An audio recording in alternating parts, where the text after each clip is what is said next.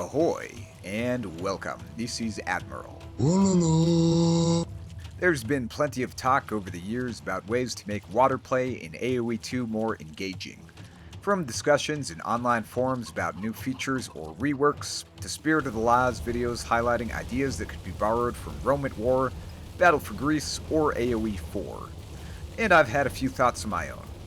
To date, not much has changed about the broader water meta or design. Despite several major updates that have been extremely impactful in other areas, there's been nary a whisper of adopting any of the spicier global changes that have long been making waves in online communities. It's true that we got a little concentrated regional spice with the Lo Chuan, Dragon Ship, and Turtle Ship reworks, but outside of those few civs, the only notable change directly affecting the perpetually hydrated 71% of the Earth's surface was an increase in transport ship capacity. I have plenty of thoughts from basic tweaks to more intensive, and perhaps less necessary, hypothetical water reworks, but for now we'll be getting our feet wet with three relatively simple ideas. Let's get underway.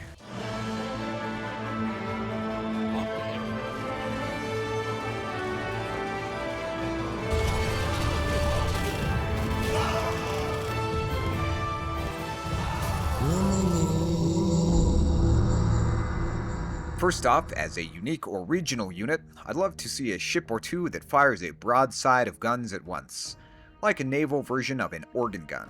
I made an exaggerated short video related to this, and while the type of line ship or man of war abstracted there wasn't common until well after the medieval period, there were several pioneering prototypes that had a scaled down but similar capacity within the game's existing timeline. One of them, unsurprisingly, was the Turtle Ship, and this was my first thought when I heard about that unit's rework, although they ended up turning it into something like a naval Chukonu, with the first projectile dealing the bulk of the damage, followed by a few low-damage rockets. The redesign is kind of interesting and not ineffective, but I'm not entirely sold on it and was hoping for something a little more, given that Admiral Yi's Turtle Ship is essentially what Ensemble Studios stretched the game's timeline to the 1590s to include. And after all, it's the one and only ship in the game that's actually shown as having multiple gun ports on its broadside, with an impressive 10.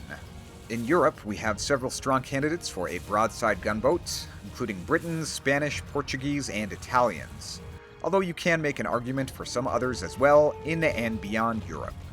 This unique or regional unit could possibly be called a carrack, like the Portuguese unique technology, or better yet, something like a broadside galleon, or even cannon galleon if we wanted to rename that existing unit, as its role in AoE2 is much better understood as a bombard ship.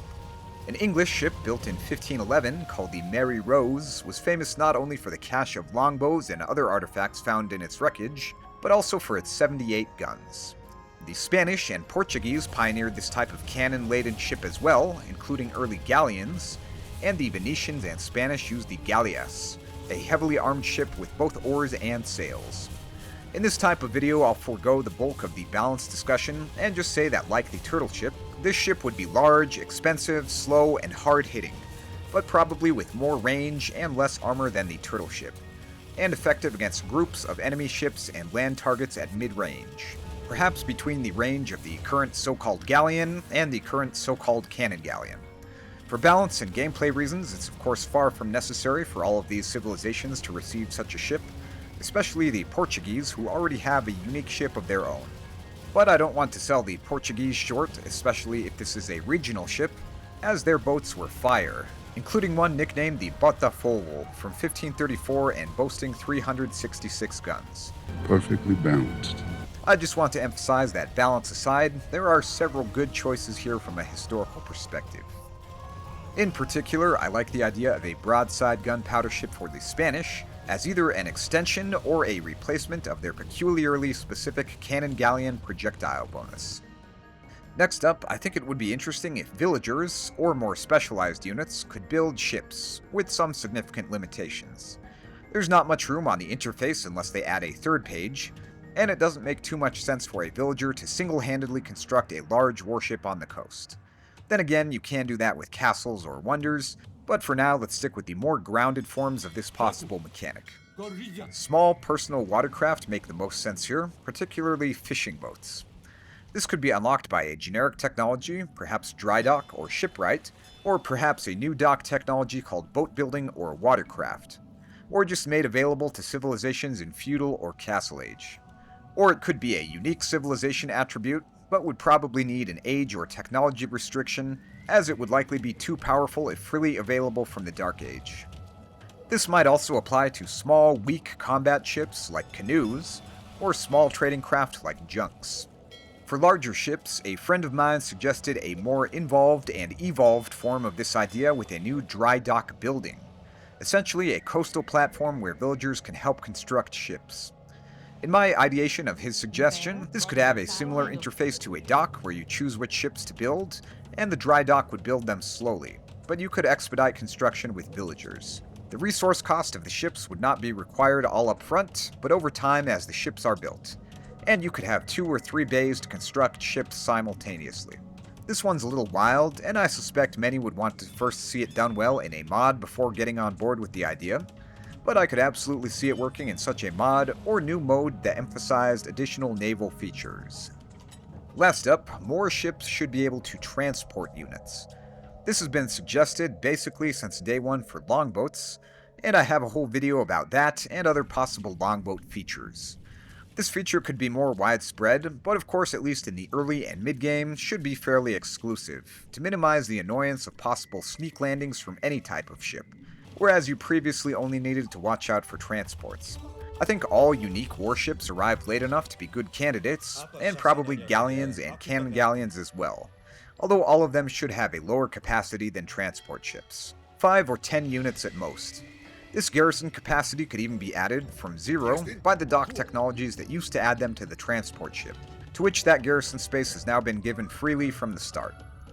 I also like the idea of single units being able to board a fishing ship, although either as a unique civilization bonus or a secondary effect of a late-game technology. In any of these cases, transport ships would still have their place as the leaders in high-volume water transportation, and would still be the earliest available transports.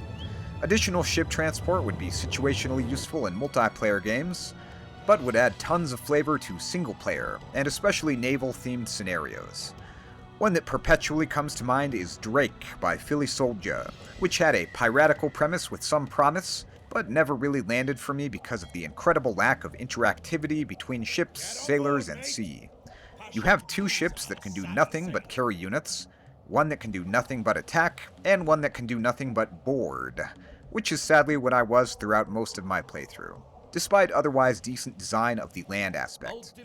Some obvious possible secondary effects of garrisoning units on a ship would be to increase its attack, or its speed in the case of oared ships, but we'll take a deeper dive into that kind of interactivity another time. So those are the 3 ideas. Let me know what you think about them. Do you like the cut of my jib, or have I gone overboard? Are these concepts best suited for mods or an expanded naval mode? Or could they even go mainstream? Let me know in the comments. That's all for today, and thanks for watching. This has been me mulling over mild and marvelous maritime modifications. Till next time.